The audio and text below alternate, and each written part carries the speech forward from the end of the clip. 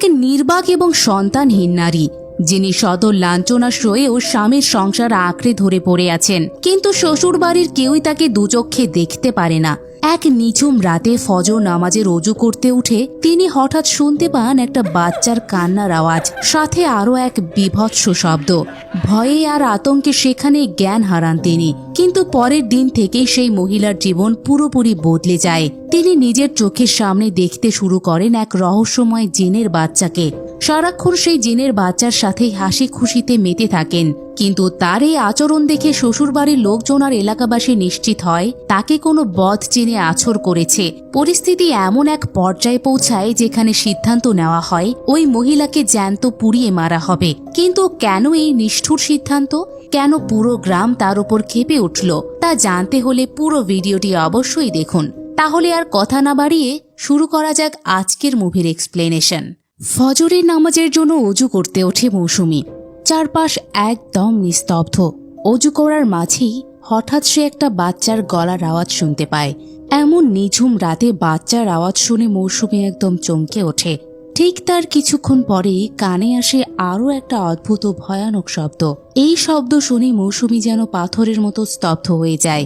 ভয়ে সে উজু করা বাদ দিয়ে দ্রুত নিজের রুমের দিকে যেতে থাকে, কিন্তু রুমের মাঝামাঝি পৌঁছাতেই সে ভয়ানক শব্দটা আবারও বেজে ওঠে। এবার আর সহ্য করতে না পেরে মৌসুমী সেখানে জ্ঞান হারিয়ে মাটিতে লুটিয়ে পড়ে। ঠিক সেই মুহূর্তে আড়াল থেকে একটা ছোট্ট বাচ্চাকে উঁকি দিতে দেখা যায়। প্রশ্ন হলো, মাঝরাতে এই বাচ্চাটা কোথা থেকে এলো? পরদিন সকালে দেখা যায় মৌসুমী অসুস্থ হয়ে বিছানায় শুয়ে আছে। তার স্বামী দুলালের সামনে শাশুড়ি তাকে যা ইচ্ছে তাই বলে বকাঝকা করছে। শাশুড়ির গলায় বিষ।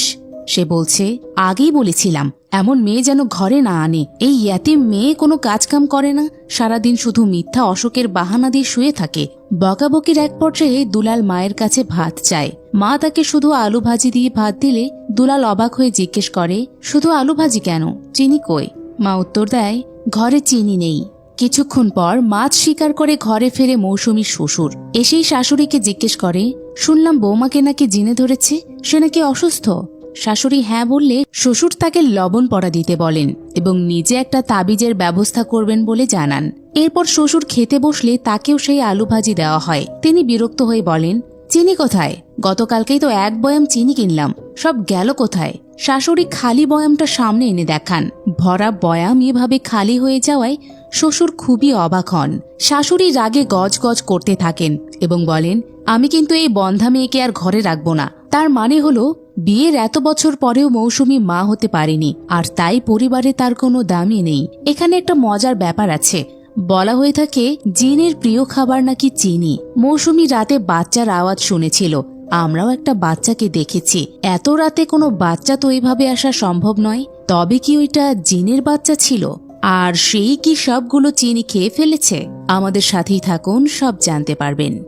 দুপুরের দিকে দুলাল তার এক বন্ধুকে সাথে নিয়ে ছবি তুলতে আসে। দুলাল অনেকদিন ধরে বিদেশে যাওয়ার চেষ্টা করছে, কিন্তু পারছে না। এবার সে আবারও প্রস্তুতি নিচ্ছে।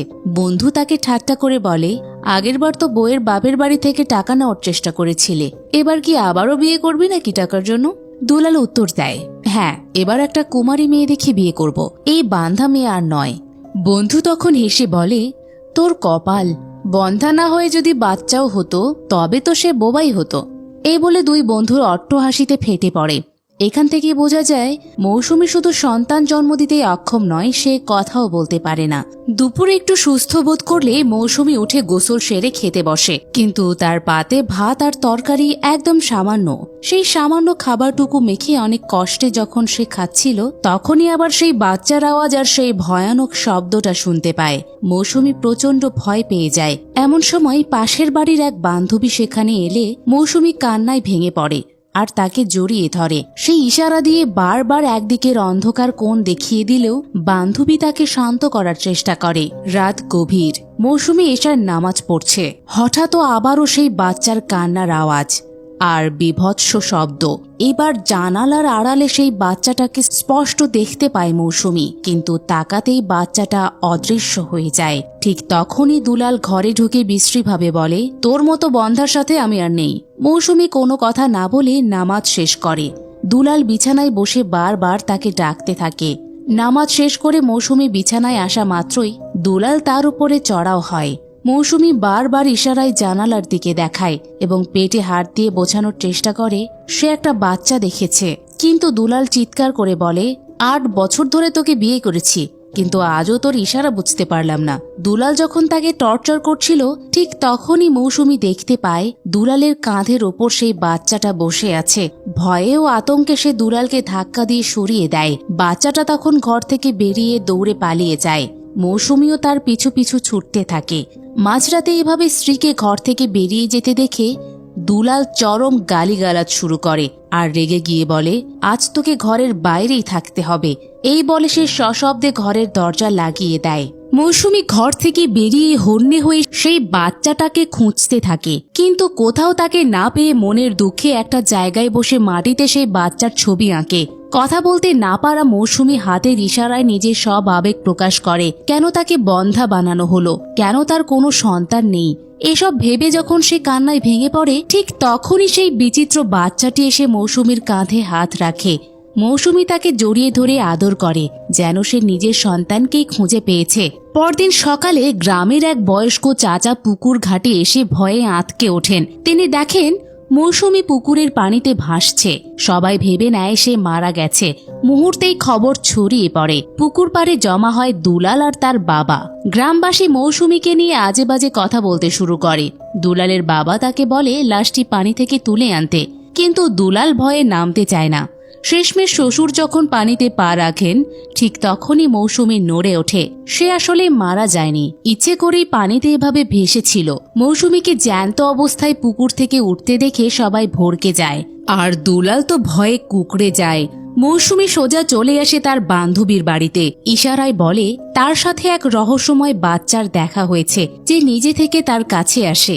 সবকিছু শুনে বান্ধবী একটা মোবাইল বের করে মৌসুমীকে ছবি তোলা শিখিয়ে দেয় এবং বলে পরের বার যখন দেখা হবে সে যেন বাচ্চার একটা ছবি তোলে। এরপর মৌসুমী বাড়ি ফিরে সব কাপড় চোপড় ধুয়ে পরিষ্কার করে। ওদিকে শ্বশুর বাজার থেকে 1 প্যাকেট মিষ্টি নিয়ে আসেন আর মৌসুমীকে প্লেটে সাজাতে বলেন। এর মাঝে শ্বশুর তার স্ত্রীকে জিজ্ঞেস করেন, মৌসুমীর বালিশের নিচে সেই তাবিজটা রেখেছিলে? শাশুড়ি বলে, হ্যাঁ রেখেছি। কিন্তু মৌসুমী মিষ্টির প্যাকেট খুলতেই দেখে সেটি একদম খালি, এক ফোঁটাও মিষ্টি নেই। এটি দেখে শ্বশুর শাশুড়ি দুজনেই ক্ষেপে যান এবং মৌসুমীকে চোর অপবাদ দিয়ে যাচ্ছে তাই বকাঝকা করতে থাকেন। মৌসুমী বোঝানোর চেষ্টা করলেও কেউ তার কথা শোনে না। সেদিন মৌসুমী আবারও বান্ধবীর কাছে গিয়ে সামান্য চাল আর চিনি নিয়ে আসে। বাড়িতে এসে সবার চোখ ফাঁকি দিয়ে সে পায়েস রান্না করে এবং একটা বাটিতে করে সেই ঝোপের কাছে রেখে দূর থেকে অপেক্ষা করতে থাকে। কিছুক্ষণ পরে বাতাসের ঝাপটার সাথে সেই বাচ্চাটি আসে এবং তৃপ্তি ভরে পায়েস খেতে শুরু করে। মৌসুমী খুশিতে মোবাইল বের করে ছবি তুলতে গেলেই বাচ্চাটি দেখে ফেলে আর খাওয়া ছেড়ে জোরে কাঁদতে শুরু করে। বাচ্চার কান্না দেখে মৌসুমী তাকে কোলে নিয়ে সান্ত্বনা দেয় আর সেই মুহূর্তে বাচ্চাটি অদৃশ্য হয়ে যায়। মৌসুমী খেয়াল করে তার হাতের মোবাইলটি নিজে থেকে পুড়ে ধোঁয়া বের হচ্ছে। এই পোড়া মোবাইল নিয়ে সে বান্ধবীর কাছে গেলে সেও অবাক হয়ে যায়। অন্যদিকে দুলাল বিদেশে যাওয়ার ধান্দায় পাশাপাশি অন্য মেয়ের নাম্বার জোগাড় করে কথা বলতে শুরু করে। এক রাতে মৌসুমী যখন নামাজ পড়ছে দুলাল তখন একটা মেয়েকে ভিডিও কল করে। মেয়েটি সালাম দিলে দুলাল বলে, তুমি তো ভালো মেয়ে, কিন্তু আমার একটু দুষ্টু মেয়ে চাই। এরপর সে মেয়েটিকে অশালীন প্রশ্ন করতে শুরু করে। সে বলে মেয়েটি ভার্জিন কিনা। মেয়েটি ফোন কেটে দেয়। রাগে উন্মত্ত দুলাল ঘরে ঢুকে দেখে ঘরের ভেতরে দাও দাও করে আগুন জ্বলছে। সে ভাবল নামাজি মৌসুমীই বোধহয় এই কাজ করেছে। সে দা নিয়ে মৌসুমীকে মারতে এগোলো। হঠাৎ তার শরীর কাঁপতে শুরু করে আর সে প্যারালাইসিসড হয়ে মাটিতে লুটিয়ে পড়ে। মৌসুমী তখন নামাজ শেষে জিকির করে আর রহস্যময় হাসি হাসে। সকালে দুলালকে পঙ্গু অবস্থায় দেখে তার বাবা মা কান্নাকাটি শুরু করে। গ্রামের মানুষ জড়ো হয়। দুলালের বাবা বিরক্ত হয়ে বলেন, এই জিনের আমি শেষ দেখেই ছাড়ব। তিনি এক কবিরাজকে হাজির করেন। কবিরাজ পা রেখেই বলে, এখানে জিনের বাচ্চা আছে। সে এই জিন তাড়াতে 5,000 টাকা দাবি করে। বন্ধু দরদাম করতে চাইলে কবিরাজ সাফ জানিয়ে দেয় বড় জিনকে মানানো গেলেও ছোট জিন বা জিনের বাচ্চাকে মানানো খুবই কঠিন, তাই টাকা 1 পয়সাও কম হবে না। ওদিকে মৌসুমী ঘরের ভেতরে সেই বাচ্চার সাথে আপন মনে খেলছিল। কবিরাজ তুকতাক শুরু করলে মৌসুমী বিপদ বুঝতে পেরে বাচ্চাটিকে চলে যেতে বলে। বাচ্চাটি যেতে না চাইলেও মৌসুমী তাকে জোর করে সরিয়ে দেয়। এরপর মৌসুমী নিজেই নিজের মাথা দেয়ালে আঘাত করতে থাকে। কবিরাজ ভেতরে ঢুকে মৌসুমীর চুলের মুঠি ধরে টেনে হিচড়ে উঠোনে নিয়ে আসে। এই দৃশ্য দেখে জিনের বাচ্চার চোখ দিয়ে আগুনের অশ্রু ঝরতে থাকে। কবিরাজ মৌসুমীকে ফেলে দিয়ে তাকে মাথা নত করতে হুকুম দেয়। মৌসুমী শুরুতে তা করতে চাইলেও একসময় সে কবিরাজের হাতের লাঠি কেড়ে নেয় এবং তাকে মারতে তেড়ে যায়। ভড়কে গিয়ে কবিরাজ গ্রামবাসীর উদ্দেশ্যে চিৎকার করে বলে, একে বদ জিন ধরেছে, সবাই মিলে ওকে ধরো।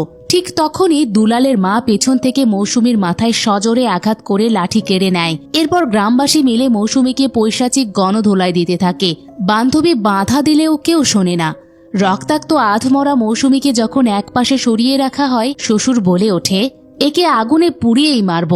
শাশুড়ি মৌসুমীর গায়ে কেরোসিন ঢেলে দেয়। মৃত্যু যন্ত্রণায় কাতরাতে থাকা মৌসুমী চোখ মেলে দেখে সবার মাথায় শিং গজিয়েছে। তারা আর কেউ মানুষ নেই, এক একটা হিংস্র পশুতে পরিণত হয়েছে। তখনই বাড়ির চালে একটা বিড়ালকে ঘুরতে দেখা যায়, যা আসলে সেই জিনের বাচ্চা ছিল। শাশুড়ি দেশলাইয়ের কাঠি জ্বালায়, কিন্তু বারবার তা একা একাই নিভে যাচ্ছিল। এরপরে শুরু হয় জিনের প্রতিশোধ। শ্বশুরের হাত অদৃশ্য কোনো শক্তি মচকাতে শুরু করে। কবিরাজের হাত প্যারালাইসিসড হয়ে যায় আর মুখ দিয়ে রক্ত বের হয়।